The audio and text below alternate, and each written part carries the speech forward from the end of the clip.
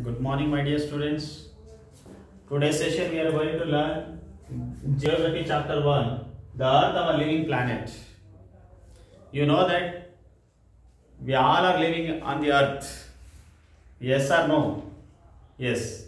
It is the third planet from the Sun, and it is really a living planet, and it has different names.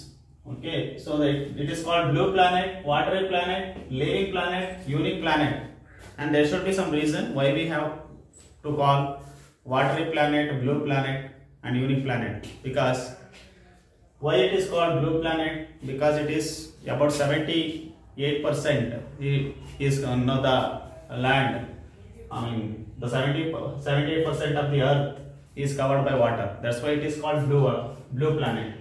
Okay, or else we can call it as a watery planet. If we look from the space, so the earth looks blue because it is covered by water.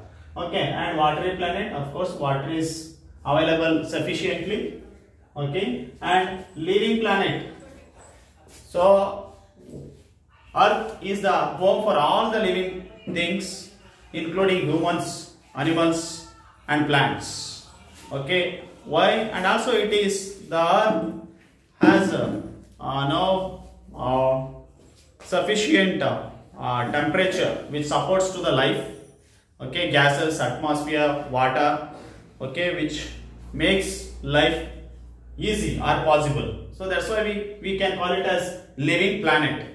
Okay, so now you have understood that the different names of the earth. Okay, next let us understand about the size of the earth. Okay, so we should know the size of the earth. Okay, so distribution of the land and water. The earth is the fifth largest planet in the sun's family or in the solar system. Okay, and it is the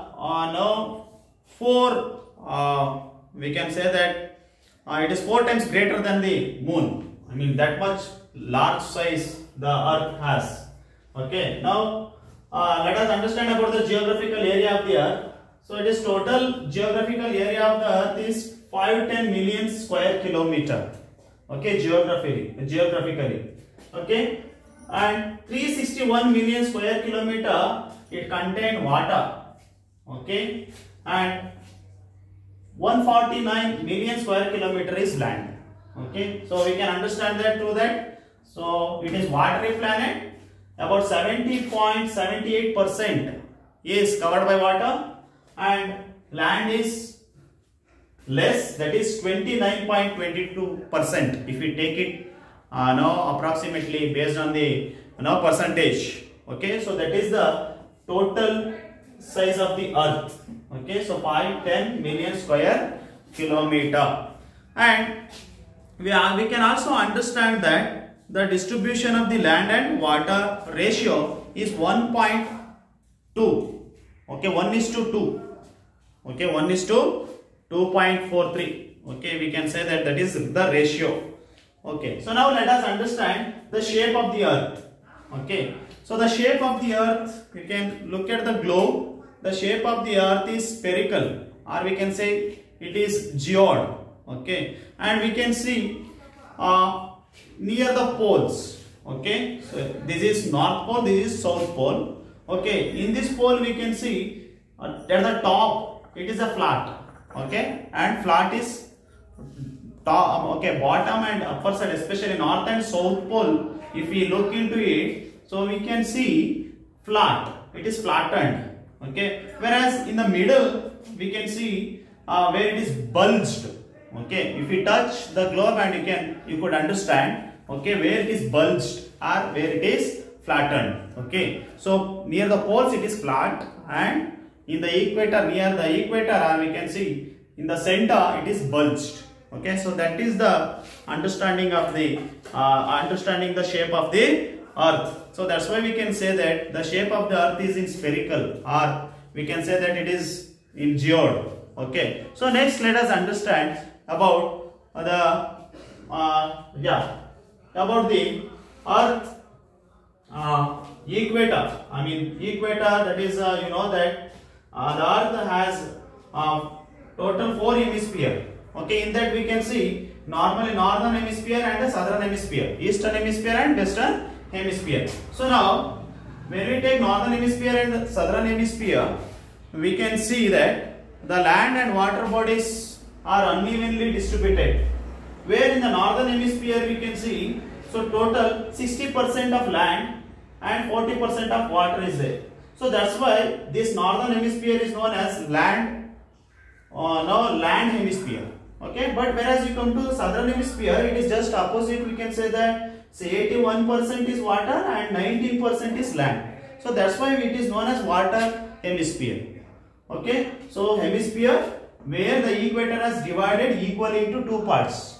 Okay, that is one is northern hemisphere and southern hemisphere.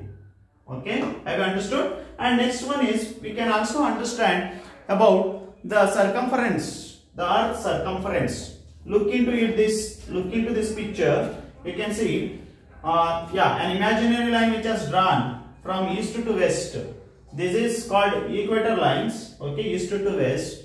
And in this we can see latitude, the center line which passes through the center of the earth. Okay, you have to imagine that it is a globe. Already I told that it is a true model of the earth. Okay, so now we can understand that. Now latitude line, it is equator.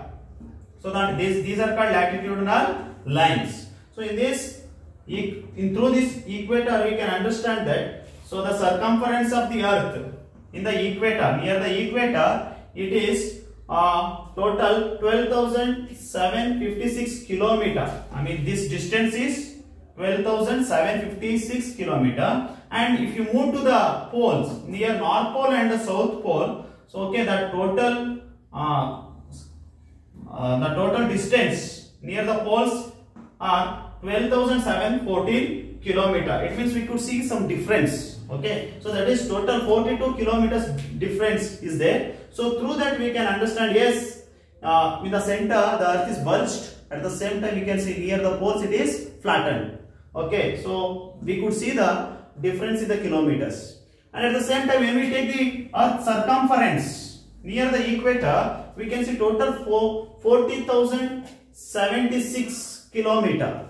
The equator in the earth, near the equator, the earth circumference is 40,076 kilometer, but whereas near the pole it is 40,008 kilometer. So now again we can understand that the difference is again 42 kilometers. So through this we can understand the shape of the earth.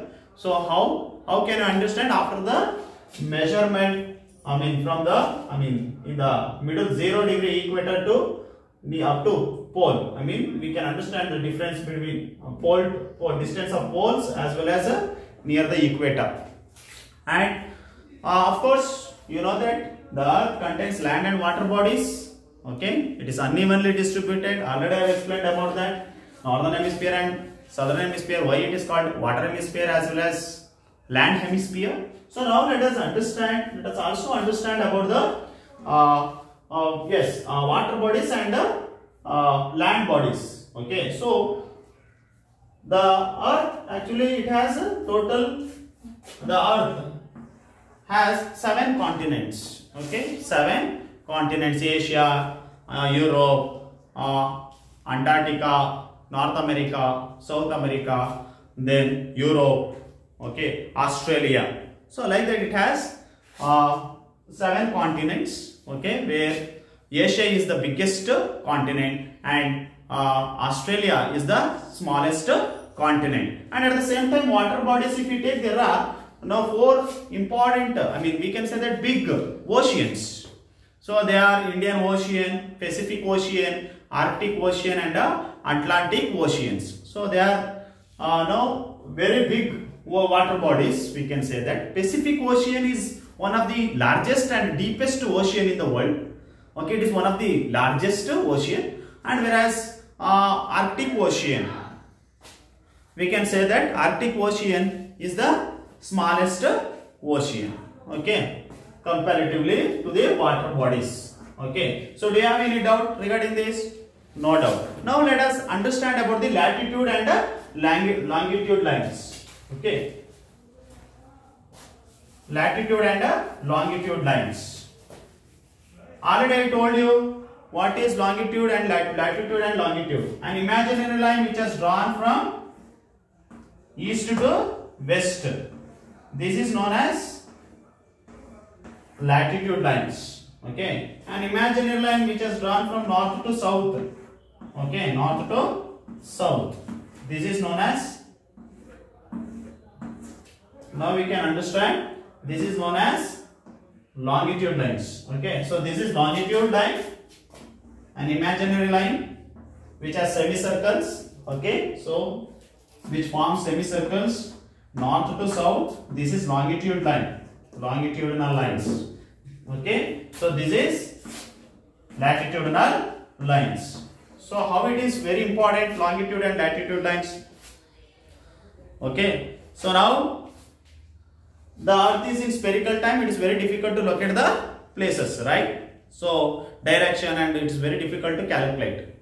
So now how can we understand? So in order to understand the distance from one place to another place, this longitude and latitude line helps us. Okay, so now how to understand the position now? In case one country is located here, one country has some place, in a country one place is. So now the total which merge together, the total lines. So it is called grid, which forms a grid. Longitude and latitude line which forms a grid. Grid will be there in this shape. You can see this is grid. Okay, where the longitudinal and latitudinal lines meet each other and forms a grid. Now this we can through this longitude and latitude line we can understand the location of the country, or we can say exact location of the country. Okay, so this is how the longitude and latitude line and also the direction. Okay, we can understand the direction, at the same time location we can understand very easily, and we can say position or distance, direction, east to west, north to south. Okay, so that is known as a that is how. So this longitude and latitudinal line helps us to understand the distance. Okay, so and at the same time we can also understand that yes, the angle which creates, already I told it is a grid. Now we can see the same thing in the globe. Okay, where longitudinal lines are drawn from north to south, and at the same time east to west, where they have semicircle near. So the semicircle, it is a big circle near the equator, and semicircles and small circles will be formed near the poles. Okay, so that is about the longitude and latitude line. So the importance of the longitude and latitude line is to understand the direction, location, or we can say that, and how many kilometers or distance. So that is very important. And latitudes. So now let us understand about the latitude. Okay, so latitude, already I told you, latitude an imaginary line which has drawn from east to west. Okay, so that will be considered as a 90 degree. Okay, 90 degree equator, I mean 0 degree is equator, and 90 degree means we can say that now this is the lines, this is equator,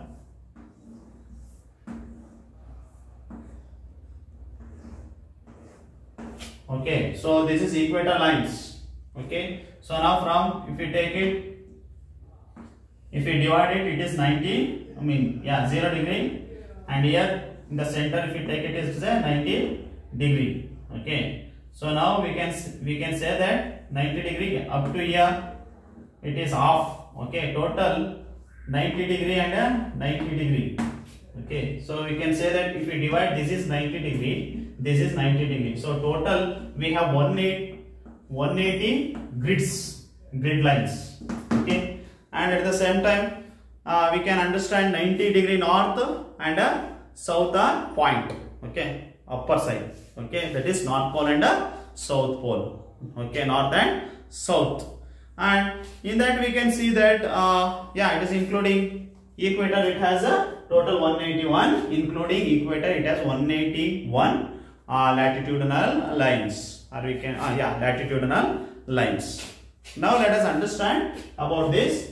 So already I told you that the Earth has different hemisphere. So when that is northern hemisphere, southern hemisphere, eastern hemisphere, and western hemisphere. So like that we can see that an imaginary line which has drawn from east to west. Here easily we can understand that what we call important latitudes. These are the important latitudes. Now we can see 0 degree equator. This is equator where the Earth is divided into two equal parts, and at the same time we can see that 23.5 degree and 23.5 degree and 23.5 degree, afterwards 66.5 degree, 66.5 degree. After 66.5 degree we can say that 90 degree north pole. Okay, 90 degree.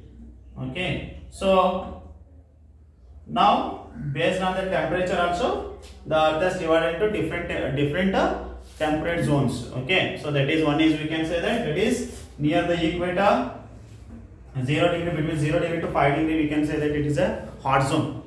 Okay, north and south. At the same time as you move to towards the pole or towards upper side little bit, 23.5 degree, where we can see in the north it is called Tropic of Cancer. Okay, 23.5 degree. Okay, this is Tropic of Cancer. After the hot zone, okay, 23.5 degree it is Tropic of Cancer. Okay, above that we can see this is a 90 degree where we can see that it is a frigid zone, or we can call it as a cold zone, north and south. Okay, so totally it has different zones. Now 23.5 degree north and 23.5 degree north is known as Tropic of Cancer, and 23.5 degree south is called Tropic of Capricorn. Tropic of Capricorn. At the same time this is frigid zone. Above that 90 degree which we see, that is north and south poles. Okay, that is frigid zone, or we can say that it is a cold zone. Next one is about longitudes. Okay, so this is about the latitudes. This is about the longitudes. Now longitudes and imaginary line which are intersect equator at the right angle joining the north and south are called longitudes. Already I told you, north and south. Imaginary line which has drawn from north to south. This is longitude lines. This is latitude lines. Now understand, on the globe longitudes are shown, okay, as a semicircle. Okay, and they run from, of course, from equator to, or we can say that from north to south pole. Okay, so these lines and longitudes, especially all lines of longitude are equal length. They have equal length or longitude. But in the center we can see the longitude, especially lines of the longitude are called meridians. These are called meridians. And this meridian, because all places along the same meridian of longitude experience noon or midday at the same time. Now we can say that this is 180 degree, 180 degree. Okay, so total we have 180 total 360 grids we have in the longitude line. Okay, total 360 grids it forms, longitude forms. And if you take this is a equator, this is a central meridian. We can say that it is a central meridian. Okay, and where when the sunlight falls on that, here we can understand that it is 12 o'clock. Okay, it is 12, where the sunlight hits, when it will be ahead. Okay, so it is called, or we can say that it is straight to our, which sunlight falls straight to our head. That time we can understand it is a 12 o'clock, noon, we can say that. Okay, so it is called the midday. It experience where the sunlight falls here. So that time we can say that it is a midday. Midday. It is, we can say that it is a half day is already gone, and after that we can say that once if it is passes this line, we can say that it is Yeah, so morning it is called AM. Okay, it is called anti-meridian. Once if it is called PM, that is called prime meridian. So that's why the time will be calculated as AM and PM. Okay, and at the same time the meridian passing through Greenwich, England, as chosen as the prime meridian. It is marked as the 0 longitude. Okay, so 0 longitude, because to the entire world the Greenwich line is now it will become the center meridian. Okay, from there the timings will be decided all over the world. Okay, that I am going to tell you clearly when we talk about the meridian or longitude. And at the same time you can see it has total 360 longitudes.